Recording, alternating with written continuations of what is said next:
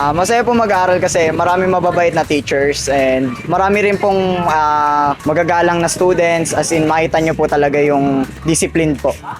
Sa teachers naman po, parang well-trained na magturo. Tsaka dedicated po silang matuto kayo, yung mga bata, mga students, para po sa amin. Masaya po mag-aral sa Virilio dahil marami po kayong matututunan at mabait po yung mga teacher.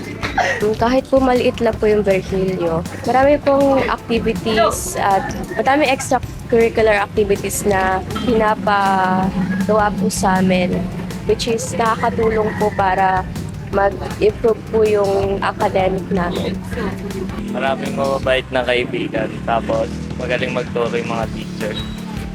Isa po kung bakit masaya mag-aral sa Virgilio dahil po yung school namin is kilala as a child-friendly school and madaming mga tao, madaming mga kabataan na nagiging masaya. So dahil po doon nagkakaroon kami ng mga connection, nagkakaroon kami ng mga kwentuhan, nagkakaroon kami ng mga kasiyahan na may apply din po namin sa pag-aaral namin at magkakaroon sa amin ng knowledge at makabulang aral din sa pagiging masaya namin as kabataan or youth po.